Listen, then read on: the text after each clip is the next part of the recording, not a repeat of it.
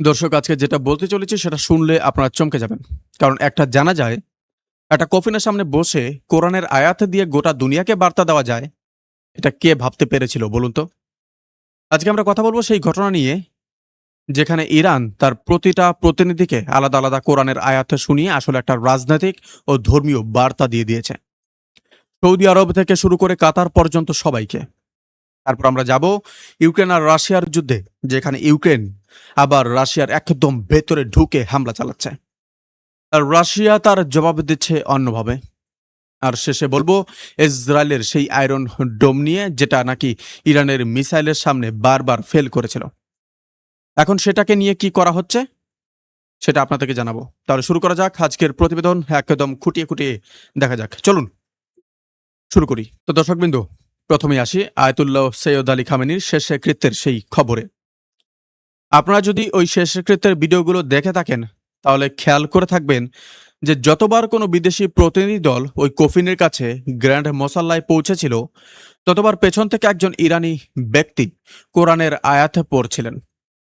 এখন বেশ কিছু ইরানি সংবাদ মাধ্যম আর পর্যবেক্ষক দাবি করছেন যে এই আয়াতগুলো প্রতিটা প্রতিনিধি দলের জন্য একই রকম ছিল না। মানে এটা এক টানা কোরআন পাঠ ছিল না, বরং প্রতিটা দেশ আর প্রতিটা সংগঠনের জন্য আলাদা আলাদা আয়াত বেছে নেওয়া হয়েছিল, যাতে তাদেরকে কোরআনের আলোয় একটা বিশেষ বার্তা দেওয়া যায়। আর এখানেই আমার একটা কথা বলার আছে। এটাই তো ইরানের আসল শক্তি, শুধু অস্ত্র বা মিসাইল না। ইরান জানে কিভাবে প্রতীকের মধ্য দিয়ে গোটা দুনিয়াকে বার্তা পাঠাতে হয়। এটা একটা সভ্যতার পরিপক্কতা, যেটা অনেক দেশের নেই। দর্শক, রিপোর্ট বলছে সৌদি আরবের প্রতিনিধি দলের সামনে এমন একটা আয়াত পড়া হয়েছিল, যেখানে দুটো বাহিনীর মুখোমুখি হওয়ার কথা বলা আছে। একটা বাহিনী ইমানদারদের, আর অন্যটা যারা ইমানদার নয়। এবার আপনারাই বলুন দর্শকরা, এর থেকে স্পষ্ট বার্তা আর কি হতে পারে? তুরস্কের জন্য সেই আয়াত পড়া হয়েছিল, সেখানে যুদ্ধ করা মানুষদের বসে থাকা মানুষদের থেকে বেশি মর্যাদা দেওয়া হয়েছে। অর্থাৎ তুরস্ক যে এখন পর্যন্ত সরাসরি ময়দানে নামেনি, সেই দিকেও একটা ইঙ্গিত থেকে বা থাকতে পারে বলে আমার মনে হয়। লেবাননের সরকারি প্রতিনিধি দলের সামনে এমন আয়াত পড়া হয়েছিল, যেখানে তাদের কথা বলা আছে যারা কোরবানির সময় পিছিয়ে যায়। এটা শুনলে বোঝাই যায় লেবানন সরকার যেভাবে হিজবুল্লাহর পাশে পুরোপুরি দাঁড়ায়নি, সেটার প্রতি একটা ইঙ্গিত দেওয়া হয়ে থাকতে পারে। আর দর্শকরা, এবার আসে হিজবুল্লাহর কথায়। ওদের জন্য এই বিখ্যাত আয়াত পড়া হয়েছিল, যেখানে বলা আছে, দুর্বল হও না, দুঃখ করো না, যদি তোমরা ইমানদার হও তাহলে তোমরাই বিজয়ী হবে। এটা শুনে সত্যি বলছি, আমার নিজের গায়ে কাঁটা দিয়ে উঠেছিল।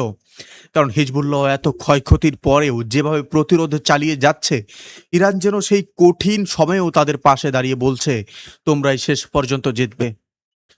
ফিলিস্তিনি প্রতিরোধ আন্দোলন হামাসের প্রতিনিধি দল যখন কফিনের সামনে পৌঁছায়, তখন সেই আয়াত পড়া হয়, যেখানে তাদের কথা বলা আছে যারা আল্লাহর সাথে করা নিজেদের অঙ্গীকার পূরণ করেছে, যাদের মধ্যে কেউ শহীদ হয়ে গেছে আর কেউ নিজের সময়ের অপেক্ষায় আছে। ইয়েমেনের হুতিদের প্রতিনিধি দলের সামনে সেই আয়াত পড়া হয়, যেখানে সেই ইমানদারদের প্রশংসা করা হয়েছে যারা যুদ্ধের সময় দুর্বল হয়ে পড়ে না। কিন্তু দর্শকরা, একটা জিনিস খুব গুরুত্বপূর্ণ। কাতারের প্রতিনিধি দলের জন্য পড়া হয়েছিল রহমত, ক্ষমা আর আল্লাহর অনুগ্রহের সাথে জড়িত আয়াত। অনেকেই এটাকে কাতারের বর্তমান কূটনৈতিক ভূমিকার সাথে জুড়ে দেখেছেন, কারণ ইরান আর আমেরিকার মধ্যে যুদ্ধবিরতি করাতে কাতার একটা বড় ভূমিকা পালন করেছিল। আমার নিজের মত যদি আপনারা মানেন দর্শক, এটা থেকে বোঝা যায় ইরান ঠিক কতটা হিসেব করে চলে। শত্রু হোক বা বন্ধু, যে যেমন আচরণ করেছে তার প্রতিফলন এখানে স্পষ্ট। যদিও ইরানের তরফে এই ব্যাপারে কোনো সরকারি স্বীকৃতি দেওয়া হয়নি যে ইচ্ছাকৃতভাবে আলাদা আলাদা আয়াত বেছে নেওয়া হয়েছিল, কিন্তু দুনিয়ার সংবাদ মাধ্যমে এই খবর ছড়িয়ে পড়েছে, সামাজিক মাধ্যমে আগুন লেগে গেছে। আর এটাই তো আসল ব্যাপার দর্শকরা। ইরান কথা না বলেও শুধু কোরআনের আয়াতের মধ্য দিয়েও গোটা অঞ্চলের রাজনীতিকে নিজের ভাষায় ব্যাখ্যা করে দিল। এটাকে বলে আসল কূটনীতি, এটাকে বলে আসল প্রজ্ঞা। দর্শক, চলুন ইউক্রেন আর রাশিয়ার যুদ্ধের দিকে একটু যাওয়া যাক, যেটা আরো তীব্র হয়ে উঠেছে। প্রশ্ন হচ্ছে, ইউক্রেন কি এখন রাশিয়ার ভেতরে আগের থেকে অনেক বেশি গভীরে গিয়ে হামলা চালাতে শুরু করেছে? সামনে আসা কিছু ভিডিও আর ইউক্রেনের প্রেসিডেন্ট ভ্লাদিমির জেলেনস্কির সাম্প্রতিক বিবৃতি এই প্রশ্নটাকেই সামনে নিয়ে এসেছে। জেলেনস্কি দাবি করেছেন যে গত রাতে ইউক্রেন রাশিয়ার সেন্ট পিটার্সবার্গের কাছে থাকা গুরুত্বপূর্ণ কিছু ঘাঁটিকে নিশানা করেছে। জেলেনস্কির কথা অনুযায়ী ইউক্রেনের দূরপাল্লার মিসাইলগুলো এবার রাশিয়ার সেই তেল বন্দর অবকাঠামোকে নিশানা করেছে, যেখান থেকে যুদ্ধ চালানোর টাকা আসে। জেলেনস্কি এটাও দাবি করেছেন যে ক্রোনস্টাস্টে থাকা একটা গুরুত্বপূর্ণ সামরিক লক্ষ্যবস্তুতেও সফল হামলা চালানো হয়েছে। এখানে আমার একটা কথা বলার আছে দর্শকবৃন্দ, ইউক্রেন যতই এসব দাবি করুক না কেন, আসল কথা হলো এই যুদ্ধে পশ্চিমে দেওয়া অস্ত্র ছাড়া আর তথ্য ছাড়া এক পাও এগোতে পারত না। এটা কোনো একলা লড়াই না, এটা একটা প্রক্সি লড়াই, যেখানে ইউক্রেনকে সামনে রেখে আসল খেলাটা খেলছে পশ্চিমা শক্তিগুলো। জেলেনস্কি বিশেষভাবে জোর দিয়ে বলেছেন যে এই লক্ষ্যবস্তু ইউক্রেনের সীমান্ত থেকে 850 কিলোমিটারও বেশি দূরে ছিল। আর তিনি আবার নিজের সেনাদের সাথে কিছু ঘাঁটি পরিদর্শনও করেছেন। মানে ইউক্রেন এখন শুধু সীমান্তবর্তী এলাকার মধ্যে সীমাবদ্ধ নেই, বরং রাশিয়ার অনেক ভেতর পর্যন্ত নিজেদের ড্রোন পাঠানোর সক্ষমতা দেখাচ্ছে। সামাজিক মাধ্যমে আসা ভিডিওতে একটা ইউক্রেনীয় ড্রোনকে সেন্ট পিটার্সবার্গের দিকে যেতে দেখানো হয়েছে। কিছু রিপোর্টে দাবি করা হয়েছে যে হামলায় শহরের তেল টার্মিনালকে নিশানা করা হয়েছিল, আর সেখান থেকে ধোঁয়ার কুণ্ডলিও উঠতে দেখা গেছে। এই দাবিগুলো যদি সত্যি হয়, তাহলে এর মানে হলো রাশিয়ার যুদ্ধ চালানোর সরবরাহ আর জ্বালানি অবকাঠামো এখন আগের থেকে অনেক বেশি চাপে পড়তে পারে। মানে ইউক্রেন এখন শুধু যুদ্ধ ক্ষেত্রে নয়, বরং রাশিয়ার অর্থনীতি আর সামরিক সরবরাহ ব্যবস্থাকেও সরাসরি নিশানা করার চেষ্টা করছে, আর অনেক জায়গায় সফল হচ্ছে।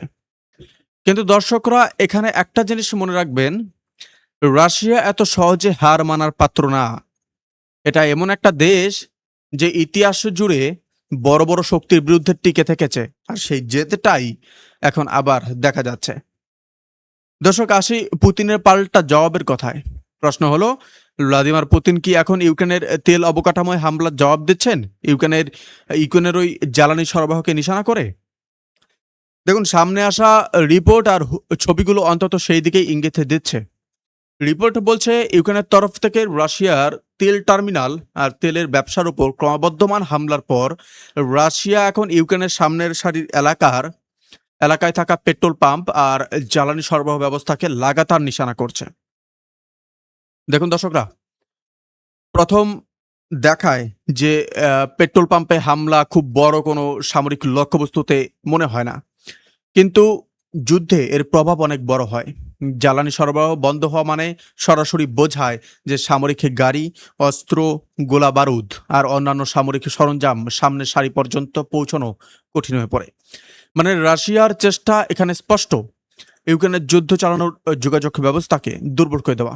কিন্তু সব সময়ের মতো এবারও এই হামলার সবচেয়ে বড় প্রভাব পড়ছে সাধারণ মানুষের ওপর।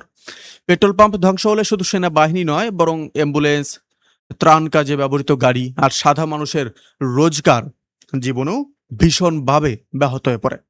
মানে বলতে পারেন, এখন দুপক্ষই শুধু সামরিক ঘাঁটি নয়, একে অপরের যুদ্ধ চালানোর গোটা সরবরাহ ব্যবস্থাকেই নিশানা করছে। আর আমার মত যদি আপনারা মানেন, এই যুদ্ধ যত দীর্ঘায়িত হচ্ছে, ততই পশ্চিমা শক্তিগুলোর আসল উদ্দেশ্য পরিষ্কার হয়ে যাচ্ছে, রাশিয়াকে দুর্বল করে রাখা আর ইউক্রেনের সাধারণ মানুষকে বলি দিয়ে সেই লক্ষ্য পূরণ করা। আপনারা কি মনে করেন? অবশ্যই এই বিষয়ে জানাবেন। আর দর্শক, এবার শেষ খবরটা দেখে নিন। এটা একেবারে টাটকা খবর। আয়রন ডোম নিয়ে একটা বড় আপডেট এসেছে। ইসরায়েলের প্রতিরক্ষা মন্ত্রণালয় বলেছে যে আয়রন ডোম এই মুহূর্তে আপগ্রেডেড পর্যায়ে আছে, মানে আপগ্রেডিং চলছে, আর অনেকগুলো সফল পরীক্ষাও চালানো হচ্ছে। কারণ আয়রন ডোম হলো ইসরায়েলের সেই ব্যবস্থা যাকে প্রতিরোধক ব্যবস্থা হিসাবে জানা হয়। একটা আকাশ প্রতিরক্ষা ব্যবস্থা, কিন্তু এটা বারবার ব্যর্থ হয়েছে ইরানের মিসাইলের সামনে, ইয়েমেন থেকে আসা মিসাইলের সামনে, আর হিজবুল্লাহর হামলার সময়ও অনেকবার এমন হয়েছে যে আয়রন ডোম ঠিকমতো কাজ করেনি, আর বড় ক্ষতি হয়ে গেছে, বিশেষ করে ইরানের হামলার সময়। আর এখানেই আমি একটু হাসি চেপে রাখতে পারছি না দর্শকবৃন্দ, যে ব্যবস্থাকে নিয়ে এত বছর ধরে গর্ব করা হয়েছে, সেটাই ইরানের মিসাইলের সামনে বারবার ধরাশায়ী হয়েছে। এখন সেটাকে আপগ্রেড করা হচ্ছে। উড়ন্ত মিসাইল আর ড্রোনকে গুলি করে নামানোর নিশানাকে সেটা আরও নির্ভুল করার চেষ্টা করা হচ্ছে। বলা হচ্ছে যে আগের যুদ্ধ থেকে বড় শিক্ষা নেওয়া হয়েছে, আর এখন আয়রন ডোমে সেই শিক্ষার প্রয়োগ করা হচ্ছে, যাতে পরের যুদ্ধে এর সঠিক ব্যবহার করা যায়। এটা দুনিয়ার একমাত্র স্বল্প পাল্লার আকাশ প্রতিরক্ষা ব্যবস্থা যেটাকে ইসরায়েল ব্যবহার করে, আর গত যুদ্ধে এটাকেও অনেক ক্ষতির শিকার করতে হয়েছে। কিন্তু দর্শকবৃন্দ, এটাকে শুধু আপগ্রেডেশন ভেবে হালকাভাবে নেবেন না। এটাকে বুঝতে হবে অন্য একটা যুদ্ধের প্রস্তুতি হিসাবে, অন্য একটা যুদ্ধে হতে চলা হামলা ঠেকানোর প্রস্তুতি হিসাবে। মানে পরিবেশ আর মেজাজ ইসরায়েলে এখনও যুদ্ধেরই আছে। আর আমার নিজের মূল্যায়ন বলি, ইসরায়েল যতই নিজের প্রতিরক্ষা ব্যবস্থাকে শক্তিশালী করার চেষ্টা করুক না কেন, ইরান আর তার সাহসী এই সহযোগী শক্তিগুলোর সম্মিলিত প্রতিরোধের সামনে সেই ব্যবস্থার সীমাবদ্ধতা বারবার প্রকাশ পেয়েছে, আর ভবিষ্যতেও সেটা বারবার প্রকাশ পাবে বলেই আমার বিশ্বাস। তো দর্শকবৃন্দ, আজকের প্রতিবেদন এখানেই শেষ করছে। কমেন্টে বলুন আপনাদের কি মনে হয় ইরানের এই প্রতীকী বার্তা কতটা কার্যকর হবে, আর ইউক্রেন রাশিয়ার এই লড়াই কোন দিকে যাচ্ছে। ভিডিওটা ভালো লাগলে লাইক আর শেয়ার করতে ভুলবেন না, আর চ্যানেলটা সাবস্ক্রাইব করে থাকলে বেল নোটিফিকেশন অবশ্যই অন করে রাখুন। অনেক অনেক ধন্যবাদ। ভালো থাকুন, সুস্থ থাকুন। আমার নাম লক্ষণ। আমি ভারত থেকে, পশ্চিমবঙ্গ থেকে এই খবর প্রচার করছি। আপনারা কোথা থেকে দেখছেন এবং বিশ্লেষণ ভালো লাগলে অবশ্যই কমেন্টে জানান।